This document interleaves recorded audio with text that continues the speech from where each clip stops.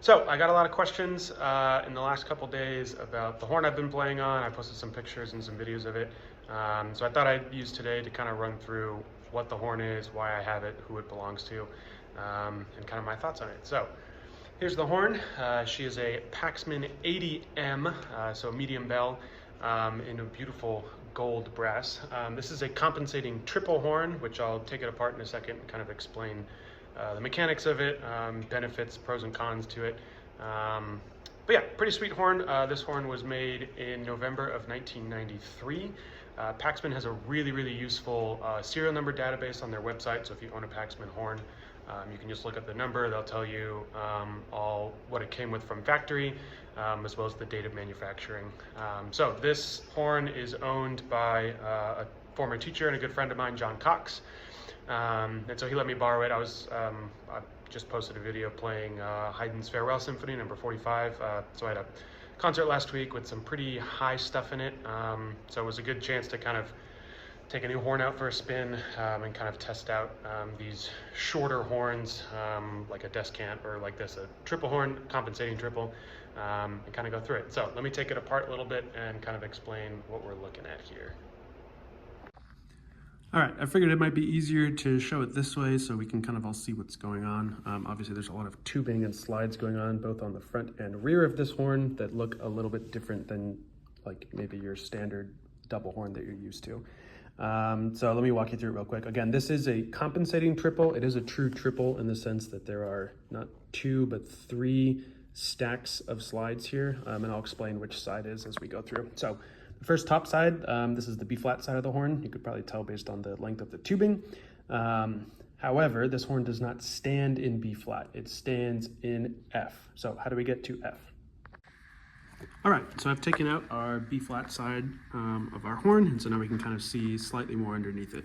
Let me talk about the third rack before we get to the second rack. So the third rack is the second longest one. Obviously there's three of them for each of the valves. This will be our F alto side, so it sits an octave above what your standard double horns F side would be. Great, and now that we've got that third lower slides taken out, you can see we've got a middle rack here. So there's these two pull rings and then a very short nub that is actually not removable on that second slide. This is different than like any other triple you might see. This is the actual compensating side. So this second rack plus the B flat side on the first rack is what gets us to our lower or standard F horn side, which again, like I just mentioned, would sit an octave higher than just the third rack of slides setup.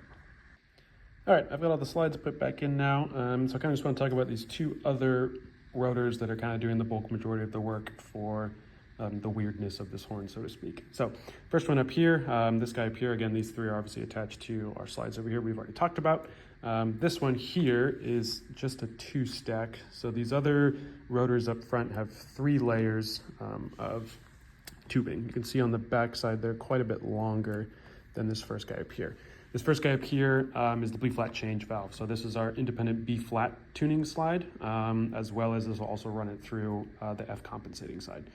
So on the F compensating side, this will run through the F compensating tubing first and then run back and run through the B flat side. And then obviously the F alto will bypass all of that and use just a lower rack. So this horn works off of the Merryweather system is what Paxman calls it, engineered by Merryweather, whose kind of philosophy around the horn was keeping the airflow through all the tubing going in the same direction, regardless of the side of the horn you're sitting on. So let me walk you through a little bit on the back of this of what that actually looks like. Okay, this may be a little hard to see. I've taken off the back rotor valve cap so we can kind of see which way the airflow is going. You can see these notches on the valve, and that's showing us which side of this valve is actually open. And we'll talk what changes that in a second. But for right now, we can see that this top one's open, which is obviously where my mouthpiece is and where the air comes through. And then there's this lower tick here, which is showing that this side is open. So this third one, which again we'll talk about in a second, is closed. So as we're coming through, again, not pressing any valves or buttons, this horn stands in F. So air comes through the mouthpiece, we'll run it through here. We know this channel is open. It'll come down this channel all the way through this pipe. So this will be our main tuning slide, right? So if I take this all the way out, nothing's gonna happen. The lead pipe stops right there. This horn's kind of interesting to me, just following the tubing, that this horn will actually run through the compensator or the B flat side first, depending on which side of the horn we're actually using. So if we're not using anything on the F side, we'll run through this tuning slide here. This will, it's very hard to see just because of the way this horn is set up, but this will come in on the lower half of the B flat change slide. So this lower part here. This, when this valve is open, we'll bring it up to the top to run it through the B flat side from this end. But again, if it's not open, meaning we're playing on the F horn side, it'll stay on this lower rack and it'll follow through the second stack of valves down here, so the compensating side first. Once it goes through all those, again, it's the second one, so it'll be this guy right here. It'll travel that pipe down here and it runs it up the back side, this pipe, to the F tuning slide. So again, this slide is only used on the lower F side of this horn. If I take it out and play on the B flat side, it won't affect the playing at all. So it'll run back down through here and it'll loop back around again, and following this pipe here to the top of the B flat change valve.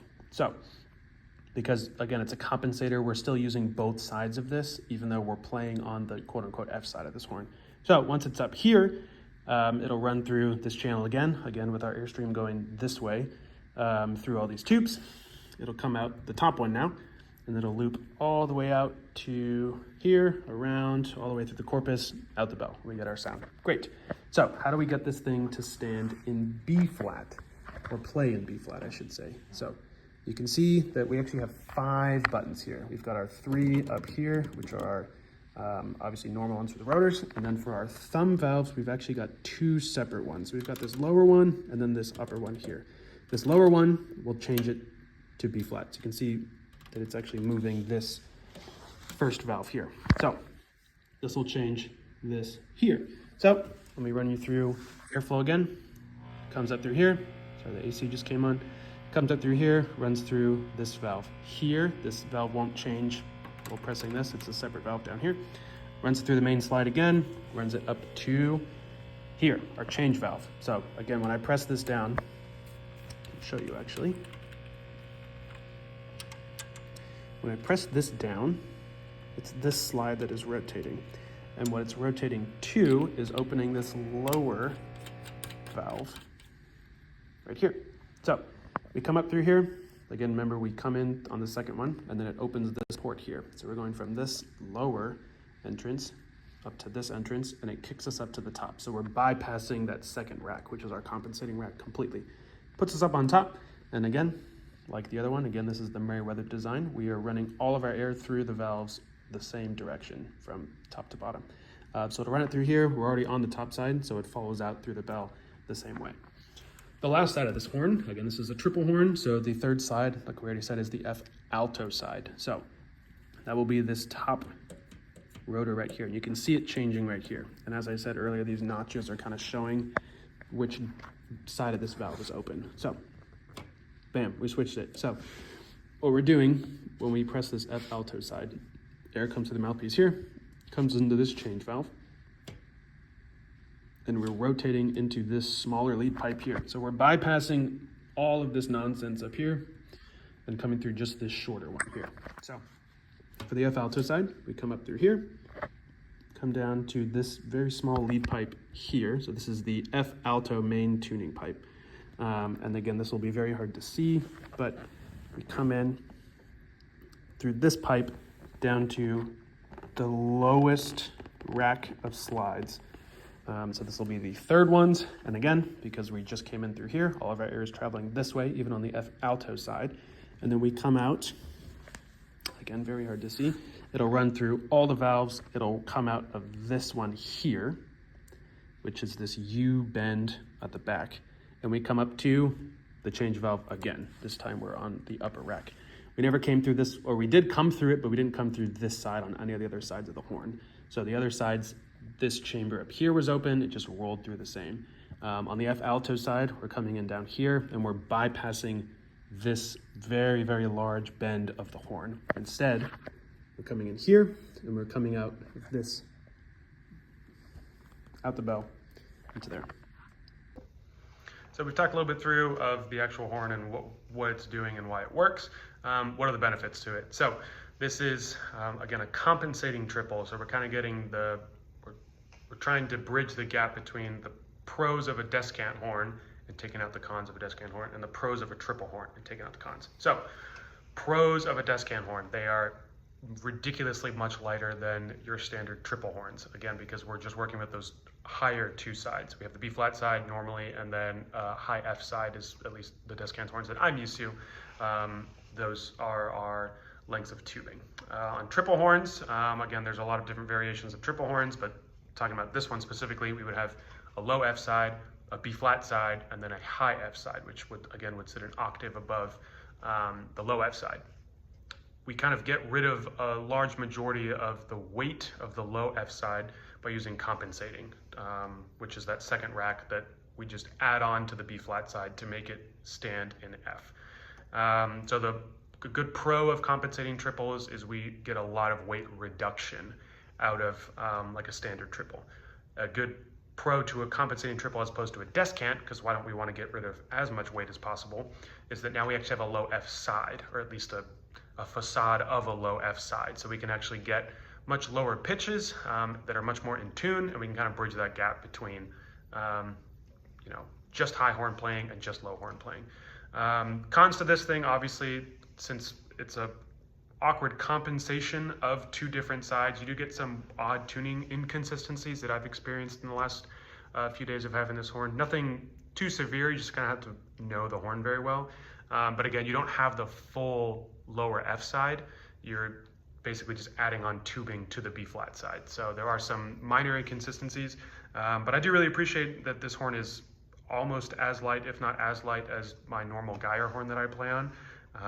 And again, it just has a very, very beautiful high ringing side. Forgot to mention, probably the biggest pro to this as opposed to a descant horn is it does truly connect the low pedal range all the way up to the descant or the alto range of the horn. So let me just do a quick demonstration and kind of climb up through with just like a B flat high F descant. You do miss kind of that mid-low range, kind of below middle C. But this one kind of, again, compensates to let us actually play through the entire tessiture of the horn. So let me just do a quick example and just kind of walk from pedal all the way up.